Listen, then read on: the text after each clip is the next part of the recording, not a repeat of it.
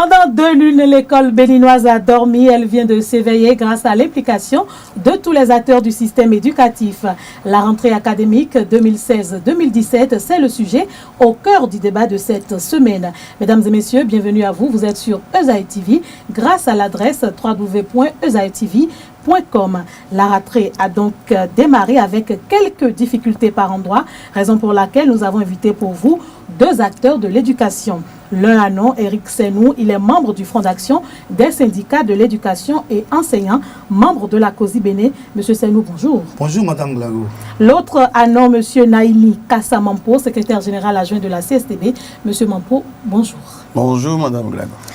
Cette semaine, ce 5 octobre précisément, a été célébrée la Journée mondiale des enseignants autour du thème « Valorisons les enseignants, améliorons leur statut professionnel ». Monsieur Senou, que vous dit ce thème? Je dis bonjour aux chers téléspectateurs de Esaïe TV. Ce thème est très bienvenu parce que vous savez que dans notre pays, il faut justement réaffirmer le statut particulier des enseignants. Il faut déclarer, par une volonté politique, que l'enseignant est un citoyen qui joue un rôle particulier. C'est d'ailleurs pourquoi, tenant compte donc des conditions dans lesquelles les enseignants travaillent dans notre pays, le thème national, parce que là vous venez de donner le thème international, le thème national c'est motiver, protéger et respecter l'enseignant, c'est assurer une formation et une excellente éducation du peuple. Je reprends, le thème national c'est motiver, protéger et respecter l'enseignant, c'est assurer une formation et une excellente éducation du peuple. Quelle est votre compréhension de ce thème? Vous comprenez qu'il reste beaucoup de choses à faire pour que l'enseignant béninois, qui doit donc jouer un rôle prépondérant dans l'éducation du peuple, qu'il soit motivé, qu'il soit protégé, qu'il soit respecté. Les mots là sont des mots très forts pour nous parce que chacun de ces mots devait pouvoir permettre à l'enseignant de jouer son rôle. Et oh, quelle noblesse pour ce métier. On va en revenir dans les détails. Monsieur Kassa Mampo, quand on demande de motiver, de protéger et de respecter les enseignants, qu'est-ce qu'on met dans ces mots-là? Quand on demande de motiver, de protéger et de respecter les enseignants, ce qu'on met dans ces mots, c'est de valoriser en gros l'enseignant. C'est-à-dire qu'il faut éviter, par exemple, au sein d'une école ou d'un collège, d'avoir plusieurs catégories d'enseignants. C'est-à-dire? Avoir ce qu'on appelle un peu d'autres contractuels, d'autres volontaires, d'autres stagiaires, ainsi de suite. Il faut avoir un enseignant assermenté, prêt à servir l'État, formé, entretenu et qui se sent respecté. Vous savez, j'ai suivi un reportage hier sur une chaîne où tous les enfants interrogés sur leur volonté, sur leur carrière envisagée, tous disaient « je voulais travailler à la banque, je veux être à la douane », mais personne ne disait « je veux être enseignant ». Selon vous, pourquoi cela? C'est compte tenu, ce n'est pas nécessairement du salaire. Compte tenu du fait que l'enseignant n'est pas considéré, l'enseignant n'est pas valorisé. Vous voyez un vacataire, par exemple, qui est obligé de courir de collège en collège, qui n'a pas de salaire en congé, qui n'a pas de salaire pendant les vacances, ainsi de suite. L'enseignant qui n'est même pas honoré, dans l'ancien temps, dans notre pays, les enseignants avaient de valeur. Et au moment où moi j'étais au cours primaire, même au collège, lorsqu'on demandait à l'élève ce qu'il veut devenir, il disait « je veux être enseignant » à l'image de son enseignant. Aujourd'hui, on clochardise les enseignants. Ils deviennent mendiants. Ce n'est pas bien. Donc, cette journée-là, en fait, veut rappeler la nécessité de mettre l'enseignant dans de bonnes conditions de travail pour que le résultat soit productif. Évidemment, on en parlera tout à l'heure, l'enseignant qui se balade de classe en classe, qui doit tenir 2 ou 3 classes lui seul, naturellement, il ne peut pas être performant. L'enseignant qui vit là, qui est embauché, qui est engagé sans contrat, sans salaire, il ne peut pas être bien. Monsieur Senou, doit-on réduire la motivation de l'enseignant au bien matériel, au salaire?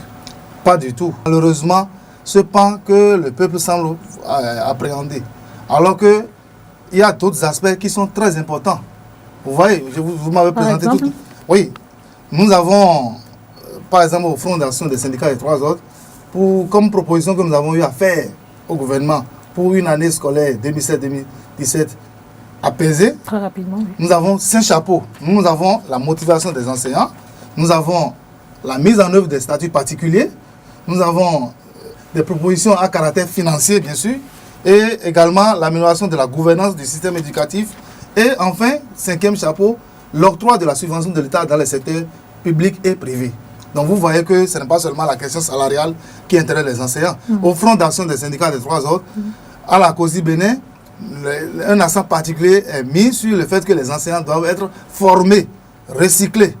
Ceux qui sont recrutés doivent être formés, ceux qui étaient déjà dans le métier doivent être recyclés pour que l'approche par les compétences dont on parle depuis un certain nombre d'années puisse être bien transmise. Je parle de l'approche par les enseignants aux apprenants afin que ces derniers deviennent des citoyens qu'on souhaite pour la nation béninoise. Monsieur Kassamampo, rapidement également, à la CSTB, qu'est-ce que vous proposez pour une bonne rentrée? À la CSTB, nous avons organisé un forum sur l'école le 6 septembre dernier suite à la catastrophe qui est apparue avec les derniers résultats des examens de fin d'année. Et à la fin du forum, d'abord au cours du forum, on a constaté, le constat fait, c'est qu'il y a inadéquation entre les programmes et l'environnement social et culturel. Nos programmes ne sont pas adaptés à l'environnement. Nos programmes n'aident pas à régler les problèmes. Nous proposons l'élaboration d'un programme véritablement national qui aide à former un enfant, un jeune épanoui qui doit contribuer au développement de la société. Et pour ça, c'est inutile de continuer à parler des nouveaux programmes d'études dans ces conditions. Il faut généraliser pour l'instant la pratique des programmes intermédiaires qui, en fait, pour l'instant, ce sont ces programmes-là qui permettent d'enseigner tel qu'on enseigne, en attendant d'avoir des programmes véritablement adaptés à la résolution des problèmes du pays. Deuxièmement, le recrutement des enseignants. Parce que le problème qui se pose aujourd'hui, il manque d'enseignants. Et le gouvernement, au lieu de penser au recrutement en bonne et due forme, limoge des directeurs d'école. 618, suivez. On en a déjà parlé. Je n'ai pas fini, vous m'avez posé la question sur ce qu'on dit. Rapidement. Donc, au lieu de limoger 618 directeurs, les rendre responsables des échecs scolaires, il faut recruter les enseignants. Créer les conditions, les salles de classe, pour que les apprenants et les enseignants soient dans de bonnes conditions. Il faut pouvoir régler les problèmes des contrats des gens, des éducateurs et éducatrices, des communautaires qui sont reversés depuis des années et qui sont sans salaire. Et il faut aussi, au finish, il faut valoriser l'enseignant. Il faut éviter qu'on ait plusieurs catégories d'enseignants dans la même école. Vous l'avez dit également, M. Kassamampo. Comment est-ce que vous avez vécu le premier jour de la rentrée, M. Senou, en tant qu'enseignant? Oui, en tant qu'enseignant, le premier jour de la rentrée, il y a eu ce qu'on peut appeler la rentrée solennelle. Mais dans la réalité, l'ambiance n'est pas différente de l'ambiance qu'on a l'habitude de vivre, pas avec le régime passé. Est-ce que vous pouvez dire que la rentrée a bien démarré? Bon, la rentrée a démarré, mais pas le premier jour comme annoncé. Pourquoi? Puisque les questions d'inscription, les derniers réglages continuent, bien que cette année, on ait parlé de pré-rentrée, les derniers réglages continuent jusqu'à ce 6 octobre. Ça continue d'ailleurs, c'est pourquoi. Alors, ce qui concerne, vous m'avez posé la question de savoir si tout est réduit à l'aspect salarial des choses. Non. Moi, j'en avais déjà fini. Vous en avez déjà fini. Moi, j'avais parlé de formation d'ordre infrastructurel et d'ordre, j'allais dire, gestion, la gouvernance politique. Parce que vous n'êtes pas sans savoir que le gouvernement a dit que dès la première semaine, les subventions auraient été débloquées pour ce qui concerne les collèges et lycées. Mais jusqu'à ce jeudi, 6 octobre, ce n'est pas encore le cas. Et nous attendons toujours de voir. Et vous n'êtes pas sans savoir qu'il y a des arriérés au titre de l'année 2015-2016 que le gouvernement défunt doit. Donc à bon nombre de collèges et lycées publics du Bénin. Donc ces arriérés sont là, ne sont pas encore payés. Le gouvernement actuel a promis que dès la première semaine, on attend toujours. Donc cela a d'impact direct. Donc il y a des collèges dans lesquels les entrepreneurs qui ont pris les chantiers n'ont pas achevé ces chantiers-là. Or, les salles-là sont prévues pour abriter des élèves. Donc ces chantiers sont encore inachevés et attendent que l'argent vienne pour qu'on les achève, pour que les enfants s'installent. Il y a un problème de mobilier et il y a également la grande pluie qui est tombée par exemple sur la ville de Cotonou, qui a entraîné l'inondation dans plusieurs écoles, collèges et lycées du Bénin. Monsieur Kassamampo, des difficultés d'ordre infrastructurel, la question de subventions qui n'est pas encore réglée, les infrastructures qui ne sont pas du tout adéquates, qui datent de plusieurs années, qui sont carrément en décrépitude. Et pourtant, on a dit que la rentrée devait commencer et que le premier jour, nos enfants devraient pouvoir commencer par apprendre. Mais justement, c'est là où se situe la démagogie au niveau des dirigeants politiques. Parce qu'en réalité, la rentrée officielle, on fait beaucoup de tapage là-dessus. Mais les conditions dans lesquelles se déroule la rentrée sont telles que la rentrée n'a pas lieu. L'école qui n'a que 2 mètres sur 6, la rentrée se déroule comment? 2 mètres sur 6. Sur classe. Ou sur 6 classes. Par exemple, pour le École cours primaire. Alors, comment la rentrée se déroule? Les collèges ne fonctionnent que grâce au système de vacataires. Il y a des collèges où sur 150 enseignants, il n'y a que peut-être 5 ou 6 qui sont permanents. Il y a même des collèges où c'est seulement le directeur, le censeur et le surveillant qui sont permanents. Les autres sont vacataires. Lorsqu'on maintient d'abord, les vacataires ne sont pas encore recrutés. J'ai suivi un reportage sur une chaîne où on dit que les vacataires ne sont pas encore recrutés. Vous suivez beaucoup les médias. Bien sûr. Ça veut dire quoi? Ça veut dire qu'il n'y a pas rentrée. La rentrée, ce n'est pas seulement recruter, recenser les enfants, que les parents d'élèves, eux, ils dépensent. Ils s'activent beaucoup au cours primaire où on devait même dédoubler parce que les enfants qui ont quitté le CM1 et qui doivent aller au CM2, ceux qui étaient au CM2 sur 100, il y a eu 39, on devait dédoubler le CM2. L'effectif a augmenté. L'effectif a augmenté et au lieu de dédoubler, on a fermé des classes, on a fermé des écoles. Il y a eu fusion d'écoles, il y a eu fermeture d'écoles sous prétexte qu'il n'y a pas d'enseignants. Donc, ça va être un problème assez sérieux. Oui, moi, ma question, vous êtes des responsables, vous êtes membre de syndicats en charge de l'éducation. On vous a vu négocier, vos responsables tout au moins, aux négociations gouvernement-syndicat. Pourquoi? Qu'est-ce qui s'est passé? Qu'est-ce qui n'a pas fonctionné pour que la rentrée, une semaine après, soit ce que nous remarquons? Monsieur Sani. Non, vous savez, ce n'est pas facile de quitter un état A pour un état B. Vous savez, le changement de régime. Le changement de régime en est pour quelque chose. Parce que le régime défunt n'a pas géré les choses dans l'orthodoxie qu'il faut également.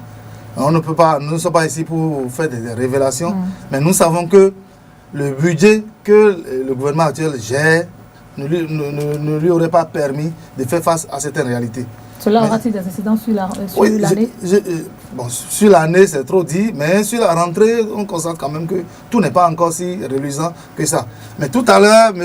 Kassamampo a dit que les vacataires ne sont pas encore recrutés. Je ne pense pas, parce que moi, je suis du secondaire, les vacataires sont déjà recrutés. Le problème qui se pose, moi, je pense que c'est plutôt problème de mobilier et problème de salles, de classes. De toute façon, les recrutements sont toujours en cours. Les recrutements, bon, ça doit être alors un élément ou 2 éléments. Mais par contre, je m'accorde avec M. Kassamampo pour dire qu'il faut que les gens soient stables dans leurs fonctions, dans leur métier. Que les enfants n'aient pas à quitter l'établissement. Non, qu'il n'y ait pas de différentes catégories d'enseignants. Les pires, là, c'est les volontaires. Les pires, c'est les volontaires. Je pense que le gouvernement a bien compris et a annulé au dernier moment. Vous parlez de ceux qui ont fait le service militaire. Oui, c'est les pires. C'est les pires. Non, il y a le service militaire à part, il y a les volontaires. Il y a le volontariat, les gens de la NPE. Les gens de la qu'on envoie de la NPE. C'est pas la peine. Non, c'est les pires. Je pèse bien le mot parce que nous sommes dans le système, ça fait un certain nombre d'années. Il faut proscrire cela définitivement. Mais il faudrait qu'on règle le problème de différentes catégories d'enseignants, effectivement. Il faut régler, il faut valoriser l'enseignant. Il faut valoriser l'enseignant parce que le thème de la 23e journée de l'enseignant est très clair, le thème national est très clair. Il faut valoriser l'enseignant. Enfin, parce que comme on l'a fait ailleurs, si on a fait ça ailleurs, dans des pays africains, comme au Gabon, comme en Côte d'Ivoire, on va pouvoir le faire dans notre pays. Notre pays, quand on parle de quartier latin de l'Afrique, ça risque de devenir quartier crétin de l'Afrique. Et pour éviter ça, il faut quand même qu'on mette un accent sur la valeur qu'on a donnée à l'enseignant. Parce que l'enseignant n'enseigne pas seulement ce qu'il connaît, mais il enseigne également ce qu'il est. Or, nous ne devons pas cultiver, on ne peut pas faire la culture de la misère psychologique, la misère vestimentaire et autres. Mais il y a des enseignants qui sont affamés, il faut corriger ça. D'accord. Monsieur Kassamampo, les problèmes sont là, nous les connaissons tous. Aujourd'hui, quelles dispositions vous, déjà en tant que membre d'une association, d'un syndicat, vous faites pour que véritablement on puisse tout au moins dès les 3 premiers mois, régler ces problèmes-là pour avoir une année scolaire sans anicroche et à la fin avoir de bons résultats? Merci madame pour la question. Mon ami Senou venait de dire tout à l'heure que le régime actuel a hérité d'une situation difficile. C'est vrai, tout le monde sait ce qui s'est passé avec l'ancien régime. Mais encore faudrait-il que les pas posés par le nouveau régime nous rassurent vers la volonté de tendre vers l'amélioration donc de la situation. Lorsque je parlais tout à l'heure, j'ai dit que la CSTB a initié un forum et a déposé, nous avons déposé les conclusions de notre forum du 6 septembre là, au gouvernement, c'est-à-dire aux 3 ministres de l'Éducation et au président de la République. Lorsqu'on parle des propositions à faire pour avoir une rentrée apaisée, une année apaisée, j'ai déjà parlé des conditions de recrutement, j'ai déjà parlé des conditions des enseignants, mais il faut voir aussi le cadre d'études. Regardons par exemple ce qui se passe à l'université. La rentrée universitaire aura lieu d'ici le 28 octobre. Mais dans quelles conditions? Avec une année invalidée, avec donc des étudiants sanctionnés. Et le comble, avec la dernière décision qui vient de tomber, avec la suppression des syndicats d'étudiants à l'université. Bientôt. Va-t-on étudier pour devenir syndicaliste? Bientôt. Mais si on doit étudier pour devenir syndicaliste, mais le syndicalisme se bat pour les créations des conditions d'études, puis par la suite pour les conditions de travail. Si on dissout les syndicats d'étudiants, ça, je me rappelle... On ne les a pas dissous, on a juste interdit toute activité pour l'instant. Mais ça ne... Madame, il faut vous indigner. C'est la violation des libertés démocratiques. Le gouvernement n'est même pas autorisé à dissoudre un syndicat étudiant créé par la loi, dans le cadre de la loi 1901. Le gouvernement n'est pas autorisé. Il faut aller régler les problèmes pour que ce dont on parle de débordement. Les débordements proviennent de qui? Ça provient du fait que d'abord, on a mis les forces de l'ordre dans les campus. Il y a violation de franchise universitaire. Donc, tout ça, déjà met mal à l'aise les élèves qui sont en terminale, qui devaient étudier pour réussir au bac, pour aller à l'université. Et ils voient déjà qu'ils n'ont même plus le droit de parler. Leurs grands frères ne doivent plus parler. Bientôt, les syndicats de travailleurs seront certainement dissous. Et peut-être les journalistes aussi n'auront plus l'occasion d'animer des émissions. On va parler à cet instant. Monsieur Senou, votre avis sur ce que monsieur... Non, je n'ai pas fini, puisque ça nous a parlé un peu plus que moi. Laisse-moi terminer la question que tu as... Oui. C'est-à-dire qu'il faut que le gouvernement prenne des mesures. Par exemple, le limogeage des directeurs, 618 directeurs, c'est une bombe. Le fait de limoger 618 directeurs qui ne sont pas responsables de la situation actuelle, c'est une bombe.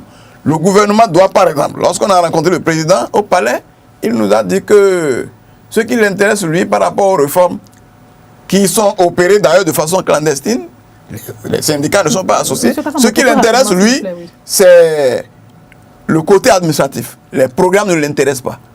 On ne peut pas faire les réformes sans parler du programme. Donc, nous avons proposé que très rapidement qu'on généralise la pratique des nouveaux programmes, des programmes intermédiaires, en attendant de revoir, de concevoir un programme véritablement national qui prend en compte la résolution des problèmes du pays. Monsieur Senou, oui. Rapidement, on est à la fin. Non, déjà. Le temps passe vite. Vraiment. En fait, par rapport à la question, la décision du gouvernement, c'est ça? Oui. Au fait, si on considère l'histoire des peuples noirs, je crois que les syndicats d'étudiants et autres avaient joué un rôle fondamental dans ce qu'on a appelé la libération des peuples. Et c'est paradoxal qu'au XXIe siècle, on puisse suspendre effectivement l'activité, les actions des syndicats d'étudiants et d'élèves. Et quand on sait que ces mêmes syndicats ont contribué à l'avènement du nouveau régime. C'est ça le paradoxe. Le paradoxe, le mal dans notre pays est congénital. Vous savez, je vais donner un exemple banal. Très rapidement. Voilà. Vous savez, dans notre pays, quand les gens accèdent à un certain niveau-là, ils prennent des décisions qui nous étonnent. Par exemple, il y a un acte qui aurait voulu que quand un enfant est allé au bac 2 fois, qu'il ne soit pas repris dans un autre collège public. Mais tous ces nombreux enfants qui ont échoué, pas forcément du fait de leur méconnaissance intellectuelle, mais parce qu'il y a des épreuves sur lesquelles il y a dit On interdit ça. Alors que parmi les récents qui ont pris cette décision, il y en a qui ont été au bac 5 fois. C'est ça la réalité de notre pays. Et c'est là le paradoxe qu'on note. Donc il faudrait qu'on revoie un certain nombre de choses. Vous pensez que les libertés seront hypothéquées bientôt? Si on ne sait pas faire. Parce que vous savez, Adolf Hitler était un civil, hein, bien élu. Il était élu à la tête de son pays. Mais vous avez vu comment est-ce que les dérives dictatoriales ont commencé avec les Mussolini. Donc si on ne sait pas faire, parce qu'il ne faut pas qu'on soit dans l'euphorie pour dire c'est un nouveau départ, c'est rupture. Qu'est-ce que vous proposez maintenant pour que la rentrée se passe? Pour que la rentrée se passe, tout au moins pour que l'année scolaire soit apaisée. Oui. Nous pensons que il y a le gouvernement qui a proposé le retour aux activités culturelles. Parce qu'on doit former le citoyen dans la plénitude, pas un seul aspect. On ne va pas instruire seulement les gens, il faut les former dans tous les aspects possibles. Nous pensons que les 5 chapeaux proposés par le Front doivent être réglés. Dans le premier chapeau, le premier point du premier chapeau, c'est-à-dire le premier chapeau, c'est la motivation des enseignants. Le premier point, c'est prendre un acte législatif pour affirmer le caractère spécial et utile de la fonction enseignante. Vous parlez du statut de l'enseignant. Oui, il faudrait que le gouvernement, ça ne coûte rien. Il faut commencer par affirmer devant le peuple que les enseignants sont des gens particulièrement importants dans la société. Ensuite, il faut régler tous les problèmes de reclassement et de reconnaissance des diplômes professionnels et académiques en suspens. Il faut régler dans un bref délai les cas de mise en formation qui sont en attente, parce que les gens doivent être formés. Le gouvernement a promis. Le gouvernement a promis, mais encore qu'il faut que cela se réalise. Vous savez qu'il y a eu le reversement depuis 2008. Il y a encore 109 agents sous contrat local qui n'ont pas encore eu leur contrat. Là, tout ce que vous dites, vous ne pensez qu'à vous et aux parents d'élèves, les parents d'élèves d'enfants? Non, ça fait partie des éléments qu'il faut régler pour que l'année, les enseignants commencent par se sentir effectivement valorisés dans la société. Et puis il faut faire paraître à temps les actes. Dans le deuxième chapeau, à savoir les statuts particuliers, il faut qu'on puisse satisfaire les collègues qui avaient été omis dans l'application de la mesure relative. On ne pourra pas tout dire, mais on ne pourra pas tout dire. Vous pouvez transmettre ça au gouvernement. Mais le gouvernement l'a déjà. Le gouvernement a déjà ces documents. Et nous pensons qu'un usage judicieux sera fait de ces différents documents, de ces différents aspects proposés par le Front d'action des syndicats et 3 autres, pour que l'année scolaire qui a commencé en conclusion, un mot aux parents d'élèves et aux apprenants. Nous espérons que les parents d'élèves vont jouer leur partition. Ils l'ont toujours joué. Non, nous ne voulons pas de l'hypocrisie. Tout le monde sait que la FENAPEB, son président a toujours fait preuve d'hypocrisie, ne joue pas le rôle qu'il faut. Ailleurs, les parents d'élèves constituent vraiment une coercition. Et les apprenants maintenant? Non, les apprenants, nous espérons qu'ils vont respecter les instructions données par les différents acteurs, en dehors d'eux bien sûr, dans les écoles, les collèges et lycées, pour que les cours se déroulent normalement et que tout se passe sans accroc. Oui. Votre conclusion, un mot aux parents et aux apprenants. Pour que l'année soit apaisée et réussie, ce n'est pas l'année apaisée seulement comme ça. Il faut immédiatement recruter suffisamment d'enseignants. On ne va pas revenir sur la question dont on a parlé. Le gouvernement est au courant. Il faut immédiatement recruter suffisamment d'enseignants. Il faut régler le problème de précarité des vacataires. C'est-à-dire les vacataires, il faut leur permettre... Non, écoutez, vous demandez de dire des propositions. Il faut que les vacataires soient recrutés qui travaillent dans un seul collège au lieu de continuer à se balader.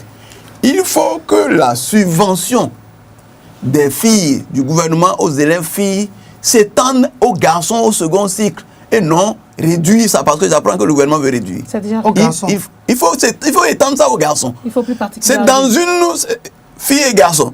Ça fait partie des conditions au plan international reconnues. Aujourd'hui, la Côte d'Ivoire a déjà pris des dispositions pour cela. Allez-y très rapidement, s'il vous plaît. Il faut nécessairement régler le problème de l'UAC, c'est-à-dire la question de subvention, comment on appelle, de suppression non seulement de renvoi des étudiants, d'invalidation de l'année. Il faut régler ça.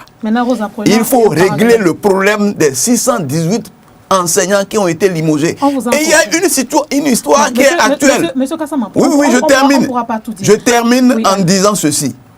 Les élèves instituteurs et élèves instituteurs adjoints des écoles normales qui viennent de sortir des écoles normales, on leur demande de repartir à cause de la dictée pour aller faire encore 1 an de pratique. Alors que dans les 14, 15 de moyenne en pratique, on leur demande de repartir juste pour pouvoir combler donc, les trous des choses. Il faut que le gouvernement abroge cet arrêté, prennent un autre qui permet aux gens d'aller. Et à la fin, il faut que le gouvernement de Patrice Talon sache que la décision de suspension des syndicats étudiants est grave et que c'est Kérékou qui a pris cette décision le 27 avril 1985. Merci à vous. Il faut pouvoir supprimer, il faut pouvoir empêcher, il faut annuler cette décision. Monsieur Kassama, j'invite les parents. Plus vous êtes long, plus vous donnez l'occasion. J'invite les parents à parler, à se lever ensemble avec les enseignants et les élèves pour que ensemble nous puissions œuvrer pour amener le gouvernement à prendre des dispositions utiles pour permettre à l'école d'être apaisée, pour qu'à la fin de l'année, l'école soit réussie, que l'année soit réussie. Oui. Nous voudrions qu'on recrute les enseignants, mais dans le même temps, il faut que ces derniers soient capables intellectuellement de tenir le coup. Parce que, effectivement, si des enseignants doivent avoir faire des fautes bêtes. Il faut recruter des enseignants bien formés. Oui, des enseignants dignes. Merci. Parce que les enseignants qui ont zéro en dité, là, effectivement, c'est des questions. Il ne faut pas blâmer le gouvernement pour blâmer. D'accord. Chers invités, je vous remercie. Mesdames et messieurs, c'est presque la fin de cette émission. On retient qu'il faut désormais motiver, protéger et respecter l'enseignant à travers sa valorisation. Il faut également que les problèmes, les difficultés rencontrées au début de l'année académique puissent se régler pour que la rentrée démarre effectivement.